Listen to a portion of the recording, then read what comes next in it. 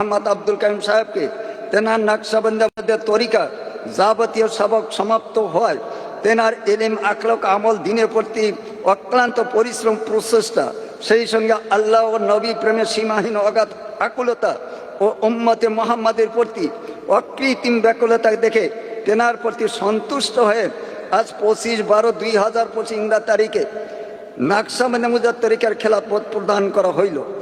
যাই হোক, আমি আনন্দের সাথে সমস্ত পশ্চিম বাংলাবাসী আল্লাহর ওলিদের যেখানে শুয়ে আছেন রুহানি ফায়েজের বদৌলতে আজ আপনাদের সম্মুখে আমাদের আসাম থেকে আমার যেটা জলসা হয় ওখানে ঘোষণা করে দেওয়াই হয়েছে। তার উপরেও সাজরাটা দিয়েছিলাম না। এইটা এবার ভাবছি যে এই মহতি অনুষ্ঠানে বাংলার সমস্ত লোকজনকে জানানোর জন্য আমি ছুটে আসছি। দায়িত্বগুলো নিজের বোঝাটা মুফতি আব্দুল কাইম সাহেবকে যেটা অর্পণ করেছি আমরা আসাম থেকে, সেটা আপনার বাংলা লোকজনকেও জানানোর জন্যই বাবা ছুটে আসছি আসাম থেকে। যাই হোক, এই দায়িত্বগুলো পাইলে আল্লাহর কোরআন যখন নাজিল হলো, আল্লাহ রাসূল সাল্লাল্লাহু আলাইহি সাল্লাম দ্বীনের দাওয়াত দিলেন, বহুতে তার টেটকারি করতে। আর এও খেলাফত পাইলেও ওই রকম দুই একজনের খেলাফ কি বা টেটকারি এগুলা করার একটা খুবই এগুলা থাকে। কিন্তু বাবা আল্লাহর ওলিরা যেটা অর্পণ করে সেটার বিরুদ্ধে কেউ কোনো সমালোচনা করতে যাইন না। তো যাই হোক, আমি ওনার লিখিত এইগুলা তখনও দিছিলাম, এখনো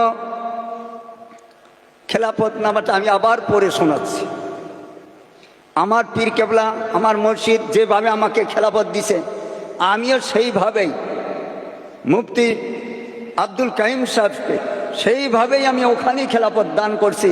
আর এখানেও সেইটাই বাবা আপনাদের অবগতর জন্য জানা দেওয়া হচ্ছে। বিসমিল্লাহির রহমানির রহিম। খেলাফত নামা খানকায় নকশবন্দ মুজাদ ওয়াইসি দরবার শরীফ।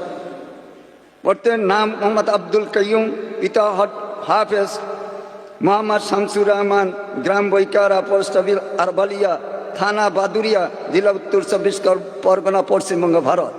মহান করুণাময় আল্লাহ পাকের অসীম দয়ার বরকতে আমার প্রিয় মুরিদান শাইখুল হাদিস আলহাজ হাফেজ মৌলানা মুফতি মোহাম্মদ আব্দুল কাইম সাহেবকে তেনার নকশবন্দের তরিকা যাবতীয় সবক সমাপ্ত হয়, তেনার ইলম আখলাক আমল দিনের প্রতি অক্লান্ত পরিশ্রম প্রচেষ্টা, সেই সঙ্গে আল্লাহ ও নবী প্রেমের সীমাহীন অগাধ আকুলতা ও উম্মতে মুহাম্মাদের প্রতি অকৃত্রিম ব্যাকুলতা দেখে তেনার প্রতি সন্তুষ্ট হয়ে আজ 25/12/2025 ইংরেজি তারিখে নকশবন্দ মুজাদ তরিকার খেলাফত প্রদান করা হইল।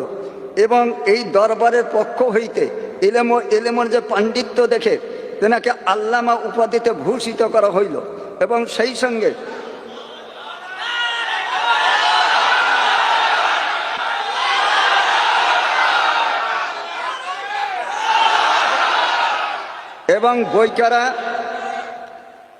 বৈকারা গ্রামে বসবাস করা হেতু নামের শেষে বৈকারি প্রদান করা হইল। অদ্য হইতে তেনার সম্পূর্ণ নাম হইবে শাইখুল হাদিস আলহাজ হাফেজ মৌলানা মুফতি আল্লামা মোহাম্মদ আব্দুল কাইয়ুম বৈকারি।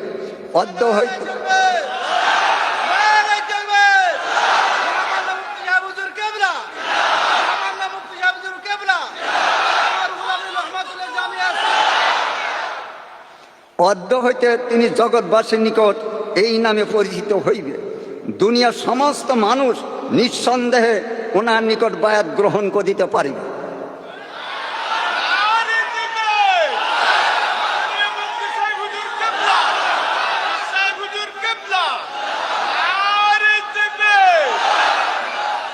আমিও ওনার দুনিয়া ও আখিরাত উভয় জাহানে কামিয়াবি কামনা করছি।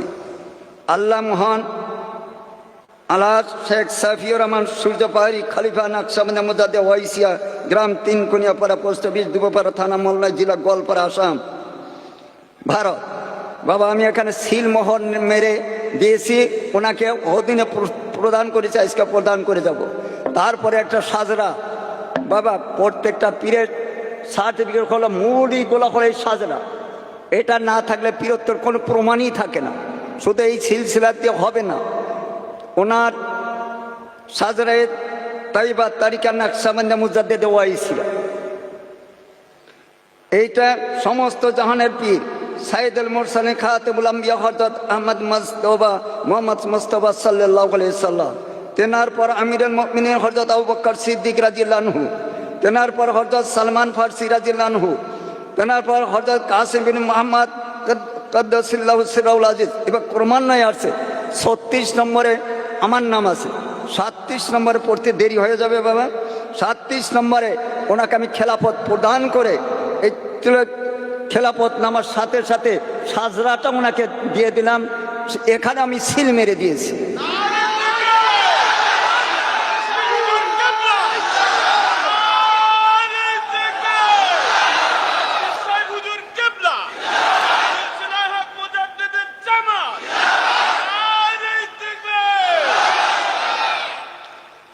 এখানে 37 নম্বরে দেওয়া আছে, সুন্দর করে ওনার নাম দিয়ে দিলাম। মুফতি আল্লামা আব্দুল কাইম বৈকারি, যার নাম বসত করে বসিরহাটের অধীনে বৈকারা গ্রাম।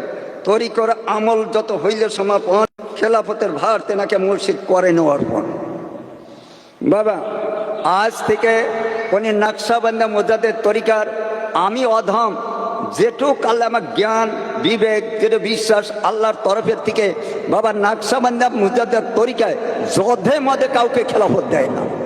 একমাত্র হাজার হাজার মুরিদ সারা ভারতবর্ষে নয়, পৃথিবীর অন্য অন্য দেশও মুরিদান তার থেকে শুনে শুনে বাবা হাজার হাজার মুরিদানদের থেকে বেশি আপনাদের বাংলার মাটিতে যে নূর বাংলা হইতে বাংলাদেশ হয়ে আসামে আসছিলেন, সেই নূর আবার আপনাদের এই জামিয়ার যিনি ডিরেক্টর বা যিনি মাথার মকর, তেনার হাতে আল্লাহ পাক ওনার দায়িত্ব অর্পণ করে দিয়েছে। আমাদের এই তরিকায় বায়াত হলে এমনি খেলাফত আসে না। এই খেলাফতগুলো আসতে হবে পীরের প্রতি আল্লাহর তরফের থেকে ইলহাম আসতে হবে। আর আল্লাহ হাবিব সাল্লাল্লাহু আলাইহি সাল্লাম রুহানি থেকে তাকে জানাইয়া দিতে হবে। আর সেই মতো যদি খেলাফত হয় তাহলে সেইটা হলো বৈধ খেলাফত। আল্লাহর ইচ্ছা বাবা 22 বছর পীরের গোলামি করছি। এইভাবে যেভাবে আমার হুজুর কেবলা খেলাফত প্রদান করেছিলেন, আমিও মুফতি আব্দুল কাইম সাহেবকে সেইভাবে খেলাফত অর্পণ করে মহান আল্লাহর নিকট দোয়া করি। আমার পীর কেবলা আমার জন্য দোয়া করছিলেন, যার বদলে সারা ভারতবর্ষ নয় পৃথিবীর বিভিন্ন দেশে আল্লাহ পাক নিতেছেন। বিভিন্ন দেশে আদমের গলা কি মুরিদান আল্লাহ পাক সেখানে আল্লাহ তৈরি করে দিচ্ছেন। আমি মুফতি আল্লামা আব্দুল কাইম বৈকারি সাহেবের জন্য দোয়া করি যে ওনার দ্বারা পৃথিবীর যে কয়টা মহাদেশ আছে, শুধু ভারতবর্ষে না বাবা, আল্লাহর ওলিটা যেটা দোয়া করে সবাই যদি ওটা আমিন বলেন, আল্লাহ পাক নিশ্চয় সে দোয়া কবুল করে নেবেন।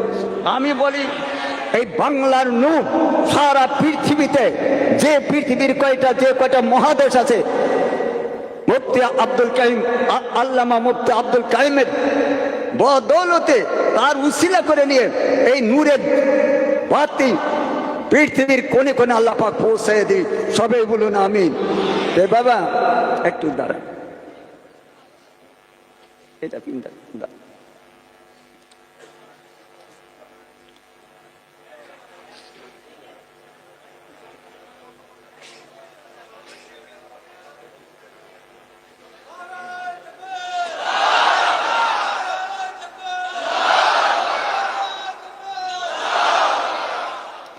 যাই হোক বাবা, আল্লাহর ওলিরা যেভাবে খেলাফত দান করে আমি সেইভাবে আসামে থাকতেই খেকা লাঠি পাগড়ি সাথে খেলাফতনামাটা দিয়ে দিছিলাম।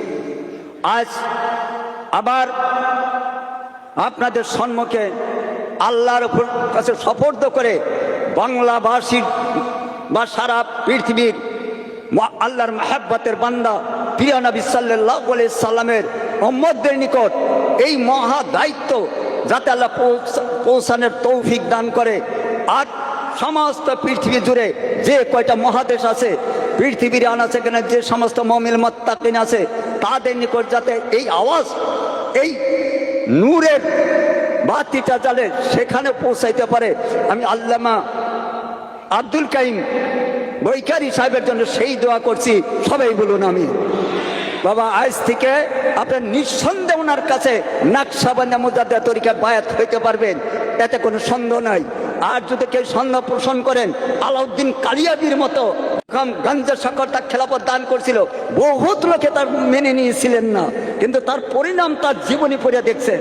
আল্লাহর ওলিদের যদি কোনো একটু বেদবি করা হয়, তার দশা কি ঘটাই দিয়েছিলেন আল্লাহ পাক। ভাই, এগুলো আমাদের তাদের জীবনী পড়লেই সেগুলো বোঝা যায়। নিঃসন্দেহে আজ থেকে আপনারা বাংলা সমস্ত নয়, সারা পৃথিবীর মানুষ ওর নিকট নাকশবন্দি মুজাদ্দিদ তরিকায় ইনশাল্লাহ নিঃসন্দেহে বায়াত করে আল্লাহর নজদিক পাওয়ার রাস্তা আল্লাহ পাক সফল করে দিই, সেই কামনাই করছি।